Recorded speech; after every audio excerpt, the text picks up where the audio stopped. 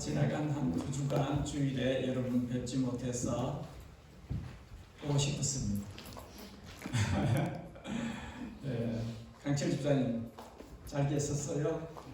네, 얼굴 못 뵀던 분들 반갑습니다. 성경 말씀 부지런히 따라 읽고 계신지요? 우리 제가 이 뒤에 주보 뒤에 보면 성경 통독해서 계속 올리고 있습니다. 교회가 같이 하는 거니까 가능하면 본인이 읽던 본문이 있어도 그건 따로 하시고 같이 읽어 나갈 수 있으면 좋겠습니다. 성경 통독 매일매일 꾸준히 열심히 해주시면 고맙겠습니다. 오늘 행사 때문에 우리 예담 청년은 오늘은 모임을 쉽니다. 우리 새가족 모임을 시작해야 될 것 같아요. 그래서 7월 중에 우리 의논을 해서 잡아서 그렇게 쭉 해갈 수 있도록 같이 시간을 맞추어 보면 좋겠습니다. 이정선 목사님은 지금 한국 방문 중이십니다. 문근사님을 위해서 계속 기도해 주십시오. 완전히 회복될 수 있도록 검사를 계속하고 하는데 깨끗하게 나을 수 있도록 주님께서 친히 만지시고 회복해 주시기를 기도합시다. 마이랑이 교회가 오늘 바자회를 한다고 합니다. 그래서 보니까 무슨 설치들을 해놓고 했습니다. 아마도 우리는 그 예배 후에 다른 모임은 갖기가 어려울 것 같아요. 오늘은 아마 교제 시간을 못 갖고 예배 드리고 잠시 서로 인사 나누시고 그렇게 가시면 될 것 같습니다. 오늘 저녁에는 사명교회 목사님 취임 예배를 합니다. 신년식 목사님은 우리 예담교회에서 계속 섬겼던 분으로 알고 있습니다. 제가 오랜 기억에 제가 예담교회에 몇 번 왔었어요. 몇 번 왔었을 때 그때에 신년식 강도사님이셨던 것 같아요. 그때 예담에 계셨는데 신년식 목사님이 사명교회를 개척하시고 그동안 쭉 섬겨오시다가 건강이 나빠지셔가지고 더 이상 사역을 못하시고 노력을 많이 하셨어요. 회복하시려고 한국까지 가서 좀 나아져서 이제 오셔서 다시 시작하시려고 그렇게 노력을 하셨는데 여전히 회복이 안 되는 바람에 사임을 하셨어요. 그리고 노회에서 받아들이고 해서 이제 후임으로 윤석 목사님이 사명교회 취임을 하게 되었어요. 오늘 취임 예배를 사명교회에서 갖게 되어집니다. 저도 함께해서 순서를 맡아서 섬기게 되었습니다. 강고는 그렇게 하고 우리 유소등부 중고등부는 자리를 옮기셔서 시간 가지시면 됩니다. 좋은 시간 가지십시오. 하나님의 말씀을 제가 보겠습니다. 히브리서 7장입니다. 여러분 함께 히브리서 7장 1절에서 10절까지 말씀을 찾으시고 함께 읽도록 하겠습니다. 히브리서 7장입니다. 히브리서 7장 1절에서 10절까지 교독하여 읽고 10절은 함께 읽도록 하겠습니다. 히브리서 7장 1절 제가 먼저 읽겠습니다. 이 멜기세덱은 살렘 왕이요 지극히 높으신 하나님의 제사장이라 여로왕을 쳐서 죽이고 돌아오는 아브라함을 만나 복을 빈 자라. 아브라함이 그의 그에게 명하셨느니라. 그리고 이름을 해석하는 명절은 의의 왕이요 그 다음은 살렘의 왕이 곧 평강의 왕이요 아버지도 없고 어머니도 없고 족보도 없고 시작한 날도 없고 생명의 끝도 없어 하나님의 아들과 닮아서 항상 제사장으로 있느니라. 이 사람이 얼마나 높은가를 생각해보라. 조상 아브라함도 우리하는 중 10분의 1을 그에게 주었느니라. 레위의 아들들 가운데 제사장의 직분을 받은 자들은 율법을 따라 아브라함의 허리에서 난 자라도 자기 형제인 백성에게서 10분의 1을 취하라는 명령을 받았으나 레위 족보에 들지 아니한 멜기세덱은 아브라함에게서 10분의 1을 취하고 약속을 받은 그를 위하여 복을 빌었나니 논란의 여지 없이 낮은 자가 높은 자에게서 축복을 받느니라. 또 여러분은 종자들의 10분의 1을 받으나 저희는 상하고 증거를 얻은 자가 받았느니라. 또한 10분의 1을 받는 레위도 아브라함으로 말미암아 10분의 1을 바쳤다고 할 수 있나니 이는 멜기세덱이 아브라함을 만날 때에 레위는 이미 자기 조상의 허리에 있었음이라. 아멘. 오늘 설교는 얼마간 어려울 수 있습니다. 그래서 엑스트라 어텐션이 필요합니다. 유대인들에게 아브라함은 매우 중요한 사람입니다. 유대인들에게 율법은 아주 중요한 사안입니다. 히브리서는 그 수신자가 리시버가 히브리인들입니다. The letter to the Hebrew. 타이틀이 그렇게 되어 있습니다. 수신자가 받는 사람이 히브리인들, 유대인들이 이 편지를 지금 받고 있다는 것이죠. 유대인들에게 아브라함은 너무나 중요한 인물입니다. 유대인들에게 율법은 아주 중요한 사안입니다. 근데 이 중요한 것들이 이 아브라함이 이 율법이 이들이 예수님의 복음을 받아들이는데 장애물로 작용하고 있는 것입니다. 그래서 히브리서 기자가 그 이야기를 하려고 하는 것입니다. 여러분에게 그렇게 중요한 그것이 생명의 복음을 받아들이는데 방해 요소가 되고 있습니다. 그 이야기를 하는 것이죠. 유대인들에게 근본적인 문제는 예를 들면 달을 보라고 손가락으로 가리키는데 달은 안 보고 손가락을 계속 보고 있는,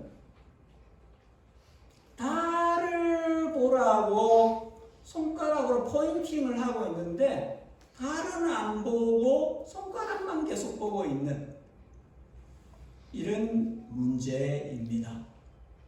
예수님을 보라고 하는데 예수님을 가리키고 있는 아브라함을, 율법을, 다른 것을 보고 있는 것입니다.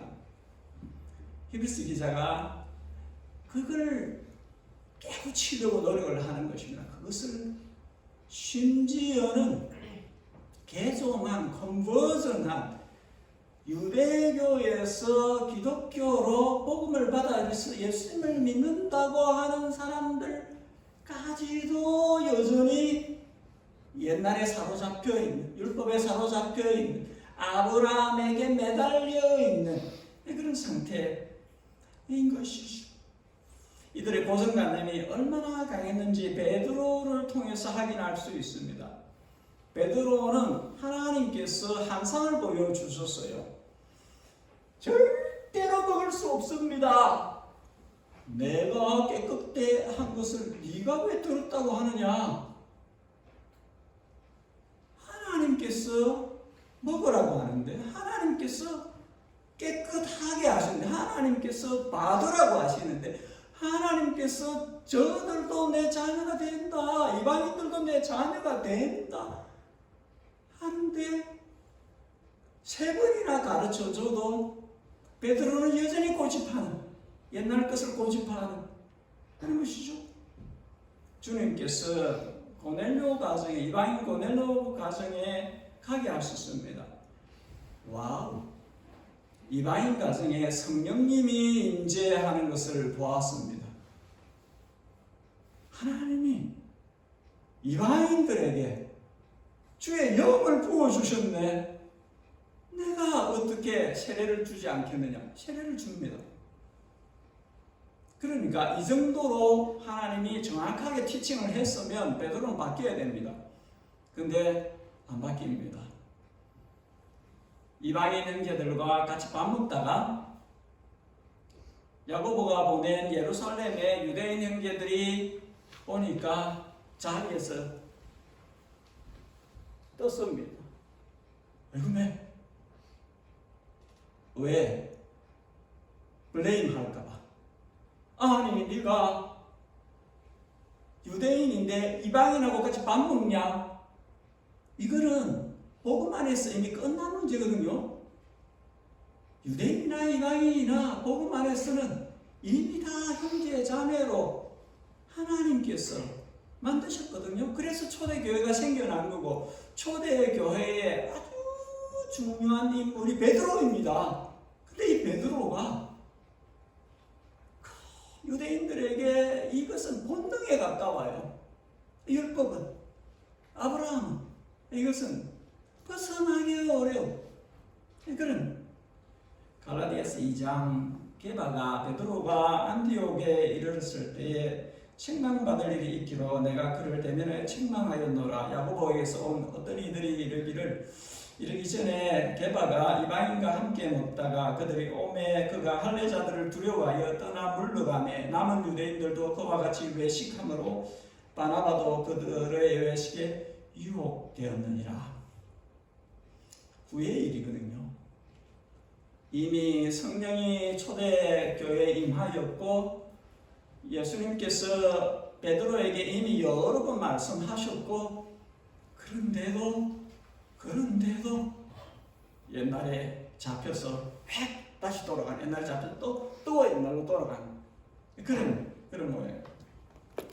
히브리서 기자는 오늘 본문을 통해서 예수님을 믿는 이 생명의 복음이 유대인들이 그토록 중요하다고 붙들고 있는 아브라함보다도 율법보다도 더 탁월하다는 것을 이야기를 하려고 하는 것입니다. 그 예로 멜기세덱이라는 인물을 등장시킵니다. 멜기세덱이라는 인물 창세기 14장, 시편 110편 그리고 히브리서에만 나오는 딱 세 군데만 나오는 인물입니다.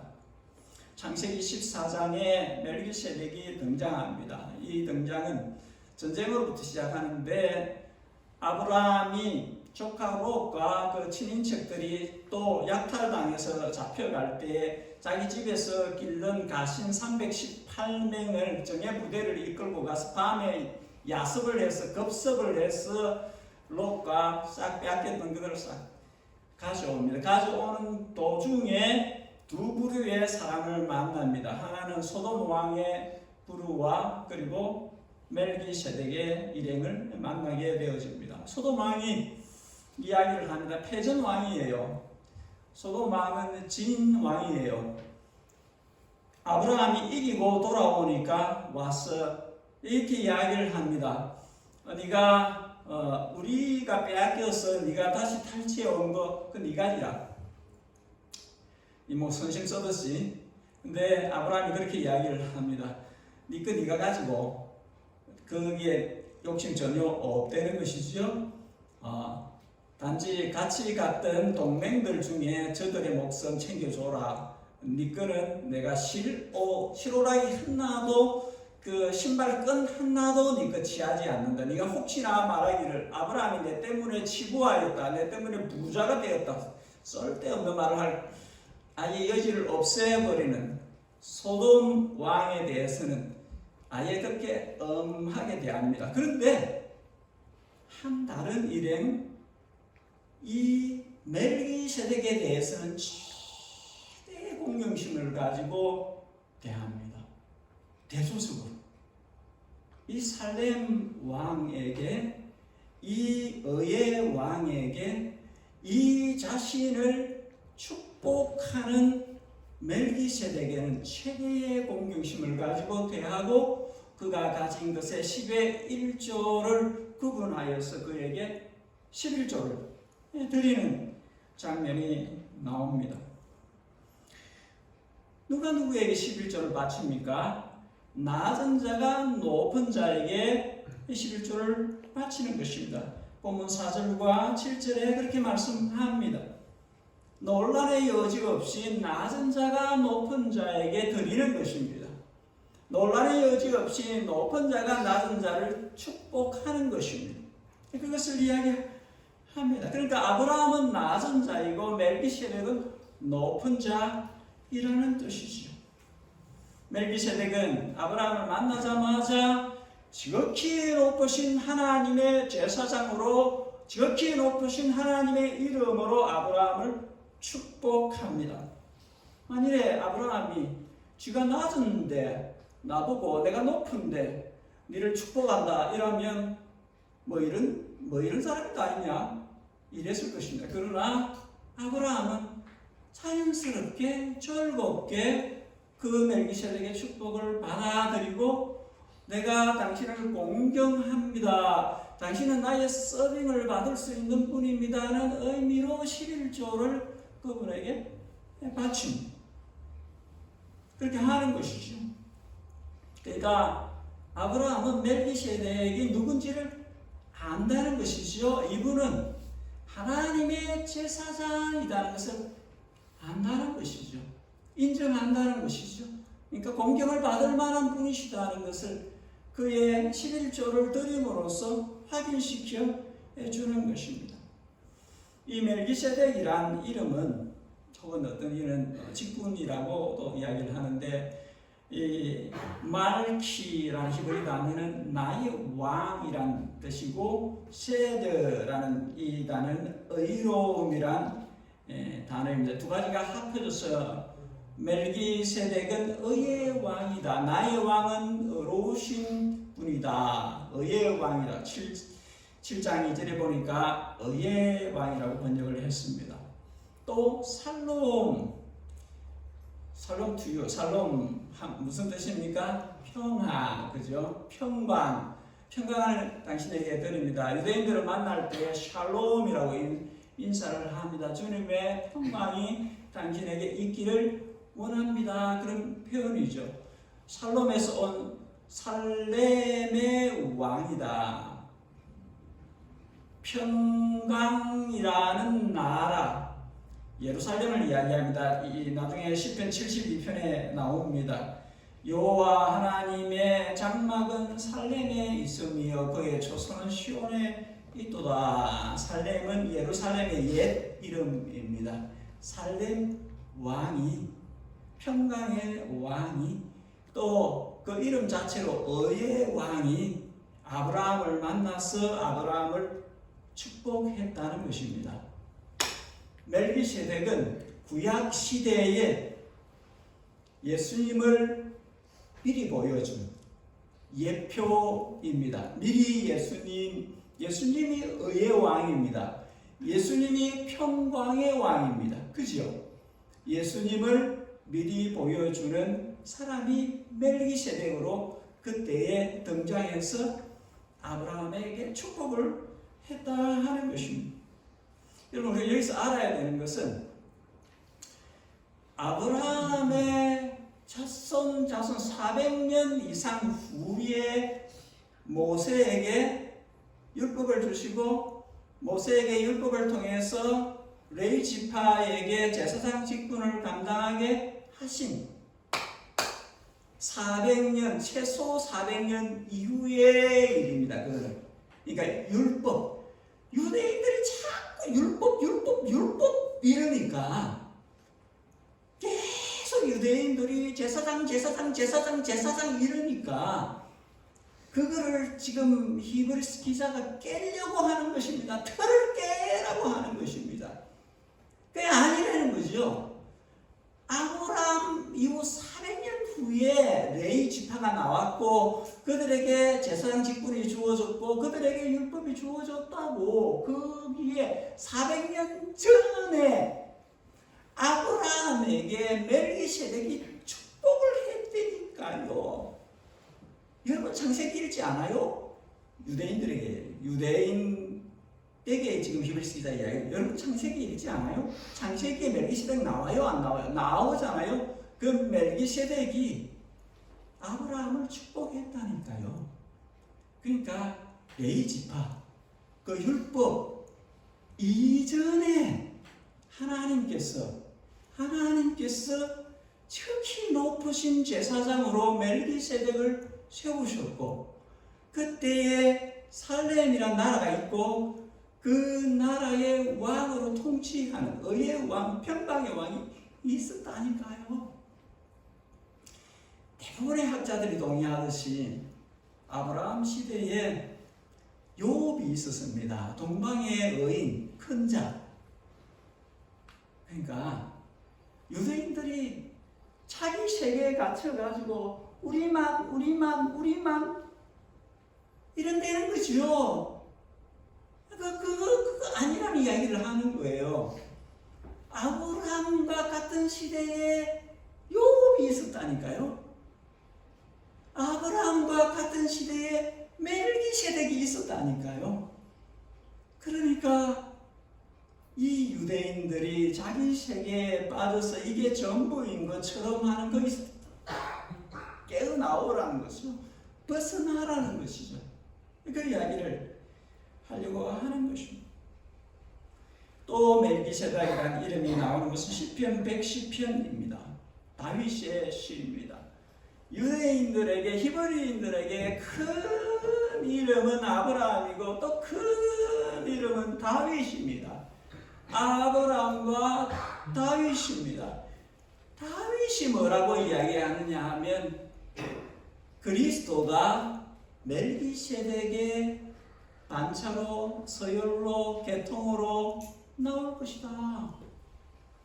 여러분들이 그렇게 사랑하는 다윗이 이렇게 예언을 하셨다고요. 그리스도가 아브라함과 다윗의 자손으로 나올 것이라고. 멜기세덱이 레위 지파입니까? 말이 돼요 그게. 400년 후에 태어날 사람인데 멜기세덱이 레위 지파입니까? 아닙니다. 하나님의 큰 그림을 보라고요. 하나님의 큰 그림. 하나님은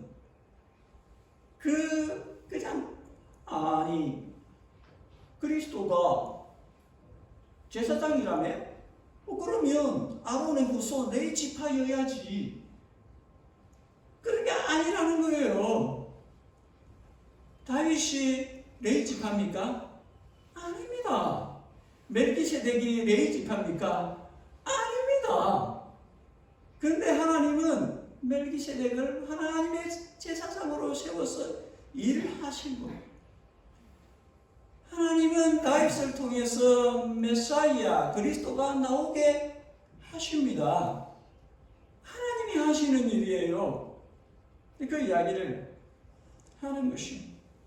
시편 110편 4절 여호와는 맹세하고 변하지 아니하시리라 이르시기를 너는 멜기세덱의 서열을 따라 영원한 제사장이라 하였도다. 하나님의 아들 그리스도에게 말하는 것이거든요. 시편 110편은 그것입니다. 시편 110편은 메시아 시입니다. 다윗이 말을 하는 것입니다. 여호와께서 내 주에게, 여호와의 아들 그리스도에게 주께서 내 주에게 말씀하시기를 내가 네 원수를 발 아래 둘 때까지 너는 내 우편에 앉았으라.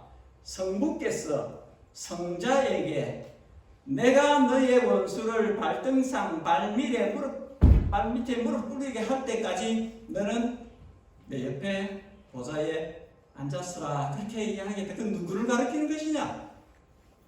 하나님의 아들 그리스도를 가리키는 것이라고 다윗이 이야기한다고. 다윗이 여러분이 그렇게 좋아하는, 그렇게 말하고 있는 다윗이 그 이야기를 한다고. 그리스도가 멜기세덱의 반차로 올 것이다고. 레위 지파가 아니라고. 율법을 초월해 계신다고. 그 이야기를 하는 것입니다. 예수님께서 이 본문을 가지고 유대인들하고 아규먼트를 하셨습니다. 유대인들이 입을 닫았어요. 다윗이 그리스도를 내 주라고 이야기를 했는데 무슨 뜻이지 아느냐?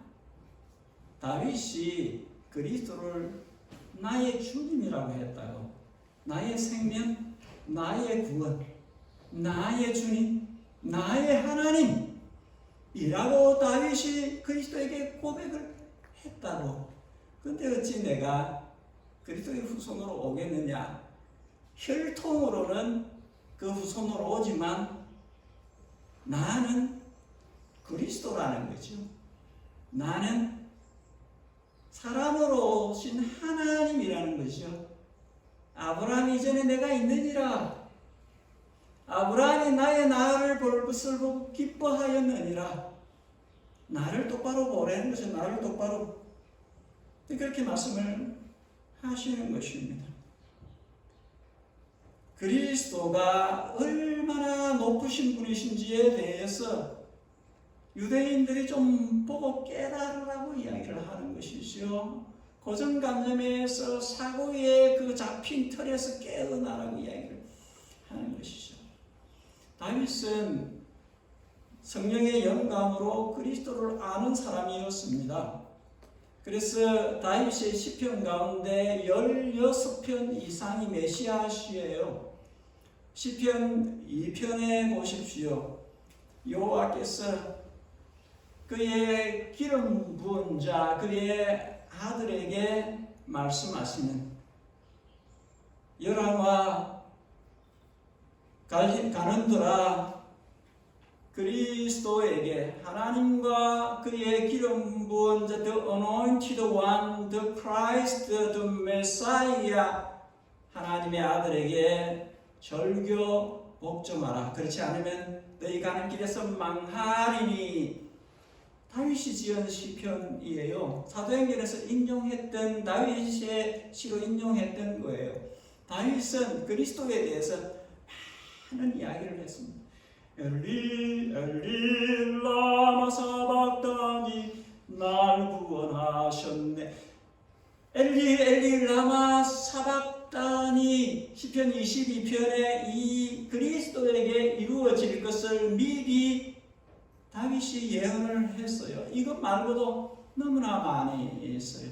그러니까 다윗은 그리스도를 알았던 것입니다. 그러니까 나의 주님, 예수님에 대해서 나의 주님이라고 그렇게 고백을 했다는 것이죠. 그러면 여러분들이 그렇게 중요하게 생각하는 아브라함도, 여러분이 그렇게 사랑하는 다윗도 다 그리스도를 섬겼던 사람들인데, 그리스도를 위해서 살았던 사람들인데, 아브라함의 자손이라고 하면서 다윗의 자손이라고 하면서 여전히 복음을 튕겨내고 있는, 여전히 불순종하고 여전히 의심하고 여전히 예수 그리스도에 대해서 이슈를 만들어서 싸우고 있는 정상이냐, 그 이야기를 하는 것이죠.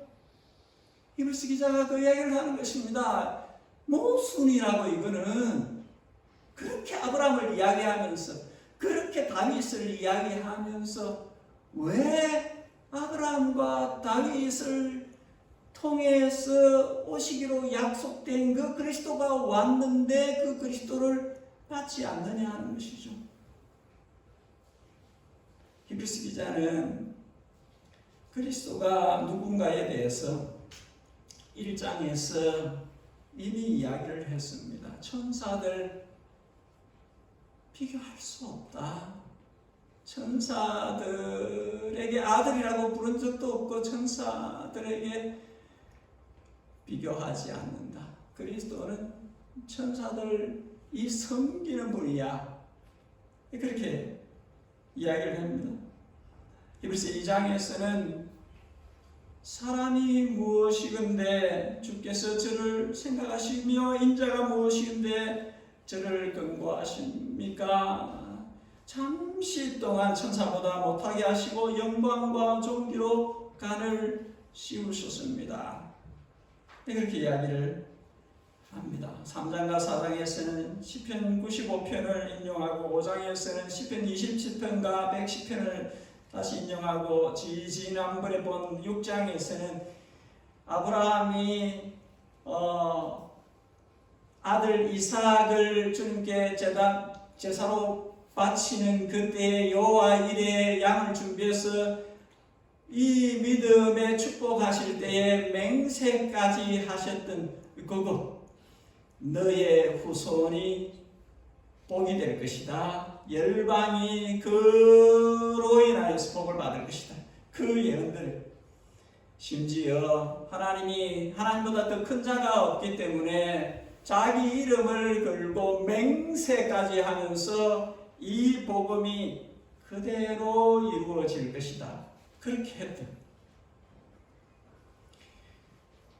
시편 110편 4절 여호와는 맹세하고 변하지 아니하리라 이르시기를 너는 멜기세덱의 서열을 따라 영원한 제사장이 되리라 하셨도다. 다윗이 아브라함에게 축복했던 창세기 22장의 그 축복을 그대로 받아와가지고 여호와 하나님께서 아브라함에게 축복하신 그 축복의 내용을 시편 110편에 그대로 가져와가지고 하나님께서 맹세하셨다. 변하지 않을 것이라고 말씀하셨다. 그리스도는 멜기세덱의 반차로 올 것이다.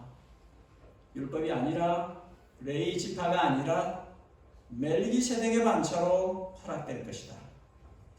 약속하셨다. 그 이야기를 합니다. 유대인들에게 아브라함보다 더 중요한 인물이 없다 할지라도 유대인들에게 다윗보다 더 위대한 인물이 없다고 할지라도 예수 그리스도는 아브라함이 예수 그리스도는 다윗이 나의 하나님 나의 주님으로 섬겼던 그분이다고 그분을 보라고 손가락을 보지 말고 달을 보라고 하나님이 하시는 일을 보라고 너네들이 만드는 인본주의적인 그 유대인의 전통에 사로잡혀서 그러지 말고 눈을 들어서 하나님이 하시는 크신 역사를 보라. 그 이야기를 하는 것입니다. 히브리인 여러분들이 그토록 고집스럽게 붙들고 있는 레위 지파 출신의 제사장, 그토록 붙들고 있는 모세의 율법, 이 모든 것들이 있기 이전에 하나님께서 그리스도를 구원의 길로 세우셨다. 이 예를 멜기세덱의 example을 통해서 지금 이야기하는 것입니다. 깨어나라는 것이죠. 멜기세덱은 율법이 주어지기 전 400년 이전에 멜기세덱은 아론의 후손 레위 지파가 제사장 직분을 받기 400년 이전에 존재했던 하나님의 지극히 높으신 제사장이다. 이 멜기세덱의 반차로 그리스도가 올 거라는 것을 여러분들이 그렇게 좋아하는 다윗이 예언한 것이다. 모르겠느냐? 이렇게 말해도 모르겠느냐? 성경이 이렇게 증거하는데도 알 수 없느냐? 그 이야기를 하는 것이다.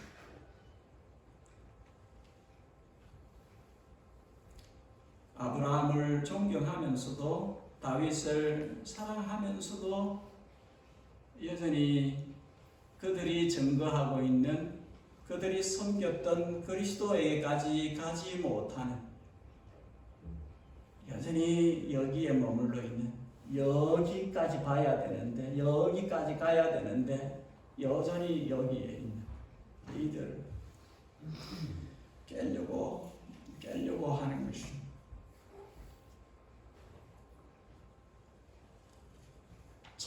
최대한 노력을 하는 것입니다. 최대한. 아브라함을 이야기하고 모세를 이야기하고 아론을 이야기하고 요수아를 이야기하고 멜기세덱까지 이야기해가면서 이 수신자들에게 율법에 눈이 사로잡혀 있는, 저들의 전통과 혈육에 사로잡혀 있는 저들의 눈을 깨려고, 고정관념을 깨려고 그렇게 노력을 하고 있는 것입니다. 그때 그 상황이 그러했기 때문에 유대인에서 그리스도인으로 개종한 이 사람들을 힘들게 하는 것들이 두 가지가 있었습니다. 한 가지는 사람이 약해요. 죽인다고 하면 약해지는 것입니다. 이 원래 유대인의 빌롱투 했는데 그리스도인이 된 거예요. 목숨을 걸고 믿음을 고백하고 그리스도인이 됐는데 이 옛 사람들이, 옛 동족들이 가만두지 않는 것입니다. 그래서 스데반 죽이고 야고보 죽이고 죽이는 것입니다. 가차없이 죽이는 것입니다. 사자굴에 던져놓고 원형 경기장에서 전투사금에 죽게 하고 막 죽이는 것입니다. 이렇게 공격을 하니까 이 믿음 때문에 진짜 내가 죽을 수도 있겠네. 그러니까 이 무서워서 옛날로 돌아가려고 하는 것입니다. 옛날로 이렇게 그래도 살아야지 이러면서. 그리고 또 다른 방법은 해유를 하는 것입니다. 유혹을, 미혹을 하는 것입니다. 아니라고 모세가 맞다고, 율법이 맞다고, 돌아와, 친인척들이, 가족들이 돌아와, 우리가 맞다고, 율법을 지키고 살아야 된다니까, 그 그리스도가 하는 거 아니라고 하고 계속 뭘 그렇게 어렵게 살고 그래 고생하고 살는 거에 그냥 다시 옛날로 돌아오면 되는데, 그냥 와서 같이 그냥 편안하게 잘 살면 되는데 하고 유혹을, 미혹을 계속 하는 것입니다. 그래서 히브리서 기자가 자기도 유대인이니까 자기 누구보다도 구약 성경에 능통한 사람이고 유대인의 세계를 너무나 잘 아는 사람이면서 또한 믿음의 분명한 믿음의 주요 또 온전케 하시는 예수를 바라보자 하고 확신을 갖고 있는 사람, 복음의 확신을 갖고 있는 사람이기 때문에, 이것을 알고 있고 이 확신을 갖고 있는 사람이기 때문에 이 히브리서 기자가 저들에게 계속 이야기하는 것입니다. 이 장에서 반지가 빠져나가면 안 된다고요. 반지가 흘러내리도록 두면 안 된다고요. 복음을 붙들었으면 복음으로 살아내야지. 왜 자꾸 옛날로 돌아가려고 하느냐? 왜 다시 또 그리스도로부터 멀어지려고 하느냐? 이렇게 이야기를 하는 것입니다. 다 동원해서 이야기를 하는 것입니다. 복음에 굳게 서라고 이야기를 하는 것입니다. 경험을 해놓고 빛의 죄임을 받고 믿음에 있다 하고 타락하면 그리스도를, 십자가에 못 박히신 그리스도를 욕보이는 것이니, 그렇게 해서 그리스도를 대적하게 되어지면 안 된다고 이거 이야기를 하는 것이죠. 오늘 설교를 정리하겠습니다. 저는 1세기에 믿는 자들이 저들에게 주어졌던 그 핍박과 그 해유, 유혹만큼이나 21세기에 살고 있는 우리 그리스도인들이 힘든 믿음의 싸움을 하고 있다고 생각합니다. 저는 목사인데 목사로서 이 시대를 정말 잘 살아낼 수 있을까? 그런 생각이 들 때가 있어요. 정말 매일 주님과 모든 것을 함께 하지 않으면 얼마든지 미끄러질 수 있다. 그런 생각이 들어요. 여러분, 지금은 우리 시대는 깨구리 삼기하고 비슷한 거예요. 비슷한 시대. 깨구리를 어떻게 삼습니까? 그냥 자기가 편하게 수영할 수 있는 상태의 냄비 안에 넣어서 물을 서서히 끓여서 전신이 마비가 되어서 죽는 것입니다. 우리 시대는 다 할 수 있어요. 여러분, 성경 읽을 수 있죠? 성경 읽으면 때려 죽인다, 그런 환경인가요? 근데 성경 안 읽어요. 기도할 수 있어요. 기도하면 감옥에 갑니까? 안 가요. 근데 기도 안 해요. 다 풀어놨어요. 마음대로 하시라고. 근데 예수님을 진심으로 대하는 사람은 너무 없어요. 예수님을 진짜 사랑하는 사람들은 많지 않아요. 우리 시대가 신앙생활 하기 쉬운 시대가 아니에요. 여러분 아셔야 됩니다. 1세기의 어려운 만큼이나 우리 시대가 신앙생활 하기 어려운 시대예요. 히브리서 기자가 옛적으로 돌아가려고 하는, 율법으로 옛생활로 돌아가려고 하는 저들을 붙들려고 노력하는 것처럼 복음 안에 굳게 서라고 흔들리지 않는 것을 붙들라고 그렇게 하는 것처럼 오늘 우리에게 그와 같은 메시지가 필요하고 각성이 필요합니다. 우리 함께 기도하십시다. 기도하실 때에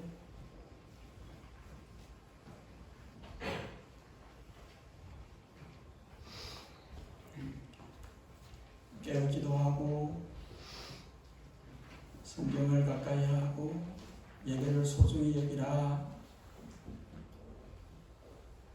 주님과 동행하는 삶을 살아야 한다. 하지만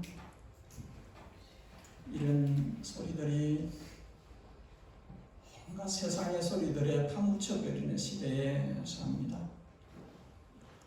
1세기 유대인들이 예수님 아닌 다른 것들에 주목하고 발목이 잡혀서 믿음 생활에 장애를 가졌던 것처럼 오늘날 우리 시대에 그리스도인들도 예수님이 아닌 온갖 것들로 마음에, 생각에, 말에, 삶에 채워져 있어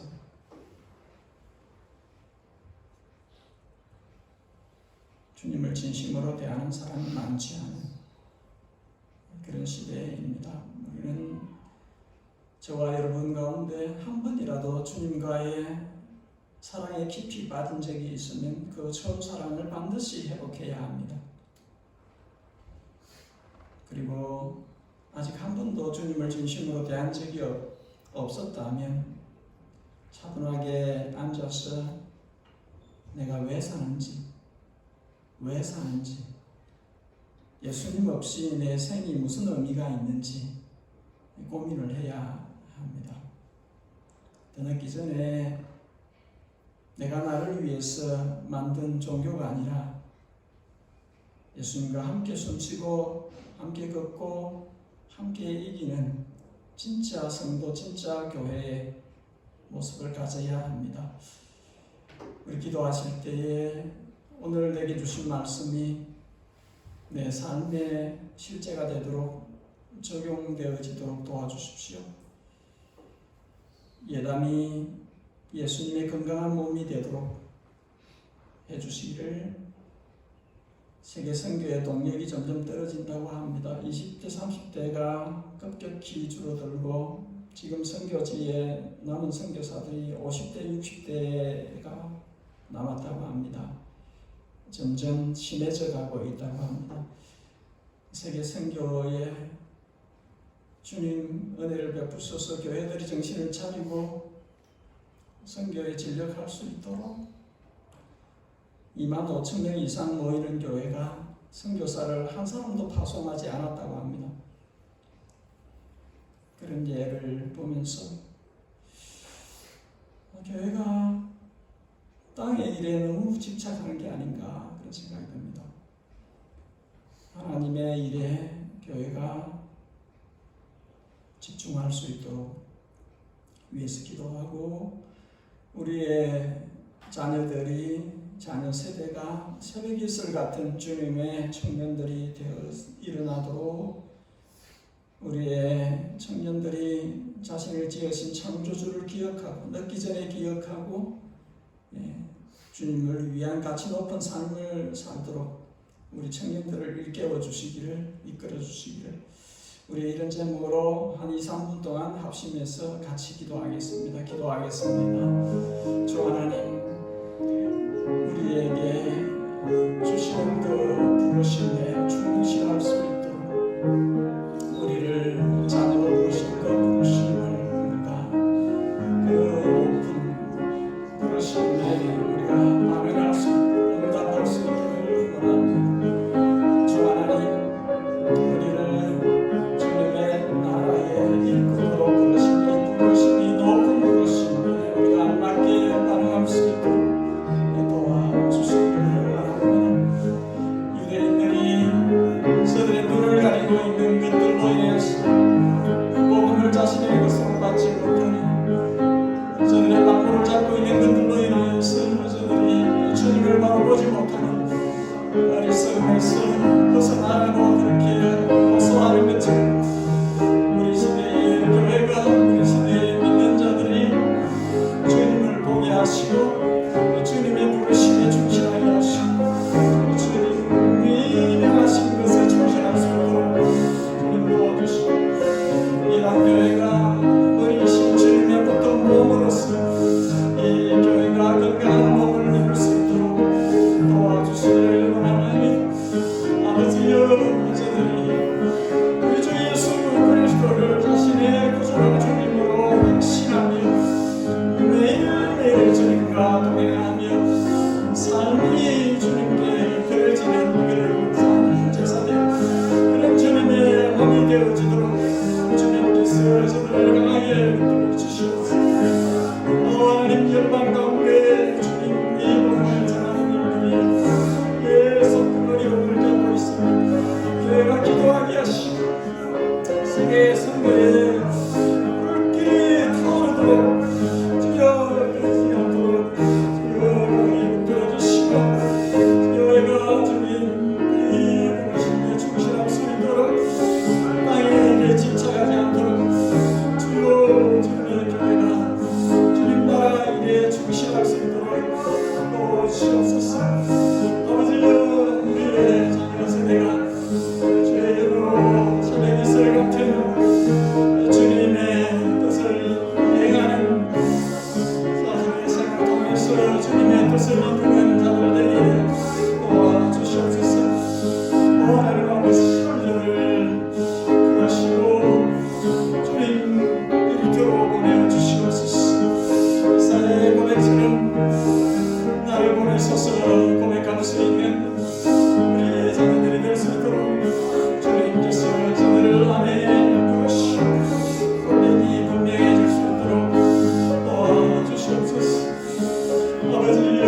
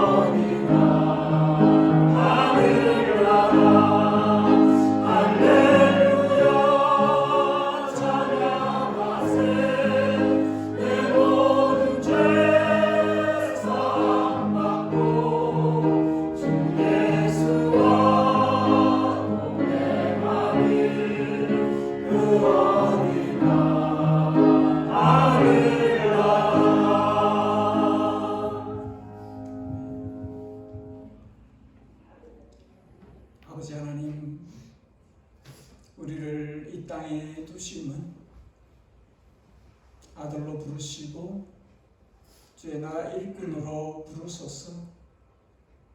주님의 뜻을 이루게 하기 위하여 내 안에 심으신 주님의 뜻이 이루어지도록 하기 위하여 이 땅에 우리를 두신 것인 줄 압니다. 하루하루가 지나갈 때마다 땅에 많은 이들이 세상을 떠납니다. 우리도 떠날 것입니다. 떠나기 전에 우리의 부르심에 충실하게 해 주옵소서. 자녀로서 주님의 선하심을 드러내며 일꾼으로서 하나님 나라를 힘있게 이루어 가다가 부르시면 주님 앞으로 갈 수 있도록 주여 우리의 소명이 분명해지게 하여 주옵소서. 주님 앞으로 나아올 때에 우리의 사랑과 정성을 담아 예물을 봉헌합니다. 주님, 우리의 삶의 모든 것이 주님으로부터 온 것인 것을 우리가 인정합니다. 마땅히 돌려드리는 것이 합당합니다. 우리의 일상 가운데서 드려지는 삶이 되게 하시고 또 주께로 나아올 때에 받은 것을 예물로 봉헌하오니 받으시옵고 주의 뜻을 이루어 주옵소서. 우리 구주 예수 그리스도의 그분의 양떼들을 향하신 측정할 수 없는 크고 넓으신 은혜와 독생자를 십자가의 제물로 내어놓으신, 그러므로 우리의 감당할 수 없는 죄악과 허물들을 용서해 주신 우리 영혼의 영원한 아버지, 하늘 아버지의 그 자녀들을 향하신 치곡정성의 사랑과 우리를 찾아오셔서 집으로 삼고 성전으로 삼고 우리와 24시간 함께 하시면서 우리 주 예수 그리스도만 바라고 살라고 이 길이 정론이 이 길로 행하라 하시며 복음을 자신의 인격과 생활로서 열매 맺으면서 살게 하시는 성령 하나님의 감동, 감화, 충만, 교통하심이 예담에 속해 있는 모든 주님의 자녀들과 이들의 생활과 사역과 모든 만남과 관계 가운데 항상 함께 계시옵기를 진심으로 축복하옵나이다. 아멘.